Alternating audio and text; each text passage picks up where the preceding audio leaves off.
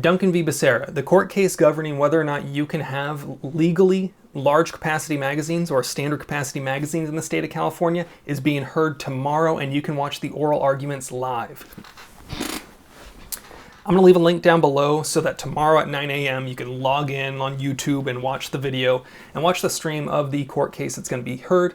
But let's give you a little bit of background of what's going on, get you up to speed if you're not already, and kind of give my thoughts and opinions on what I think could happen. So, a quick summary of what's going on here.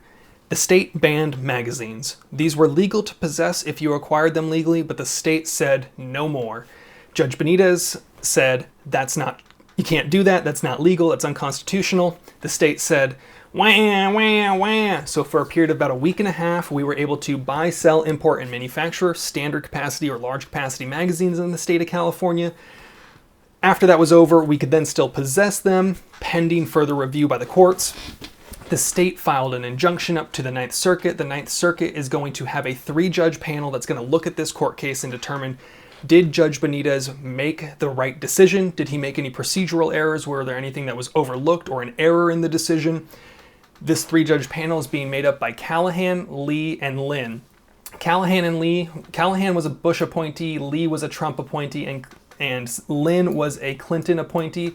So it's basically a 2-to-1 as far as what we think are pro-gun versus anti-gun if we just look at the Democrat-Republican politics and how that meshes on either side. Lynn is the only questionable one, and based on the way that Lynn has ruled in the past, it's still somewhat questionable. We don't really have a solid idea of where they're going to vote, but it's got good odds. It's not a slam dunk by any means. This isn't a guaranteed windmill dunk, but it's a positive. We got a 3-judge panel, 2 of them being more likely to go on our side as opposed to the anti-gunner side. So we're feeling pretty good. I'm feeling pretty good.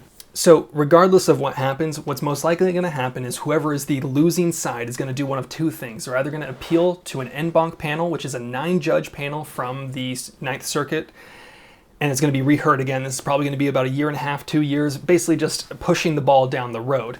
If it doesn't go en banc and is directly gone up to SCOTUS, SCOTUS has one of 3 decisions, I guess. They could choose to not hear it whatsoever, at which case the decision that's made in the coming days would be what's the law of the land. If they choose to hear it, they then have the ability to either uphold or overturn it. And if they uphold the ban, not good. If they overturn the ban, that's good. So it's one of those things that we're looking long term. So currently Benitez's orders are still in effect. I can still own and use my large capacity magazines in my non-fixed mag firearms.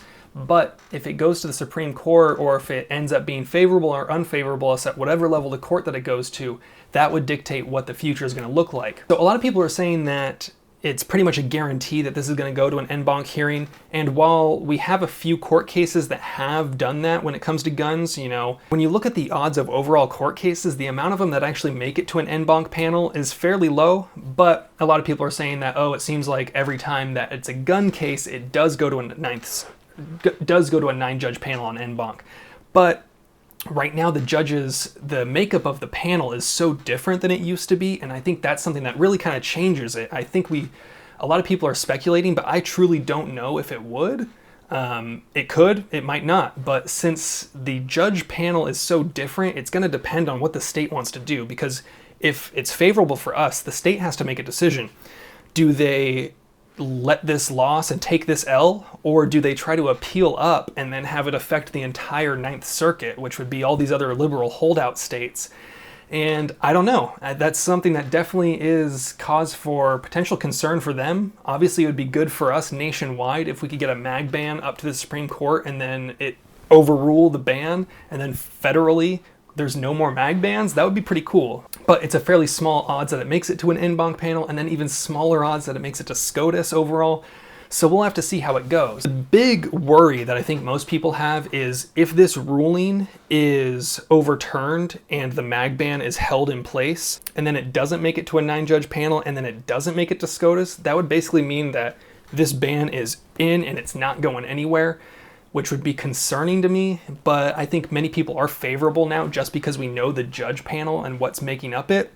So this is something that I think people should be aware of. People should definitely be ready for. However, I'm not expecting another Freedom Week because ultimately everything's just going to get appealed. This could be another few years down the road. I'm not holding my breath to order magazines, but if by some miracle it does work out that way, hell yeah, I'm going to be panic buying all kinds of mags.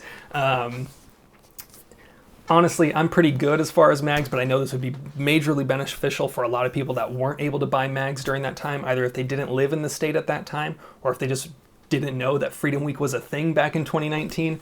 So this is something that I think I wanted you guys to be aware of. I just wanted to talk about it real quick. If you have any opinions, comments down below. I'm going to leave a CalGuns link down below, which is basically where I got all this information. I'm going to be 100% honest. I just pilfered that and wrote down some cliff notes. But if you have any questions, you want to talk about it, let's have a conversation. I'd love to hear what you guys have to think. As always, have fun, be safe, stay dangerous. Peace.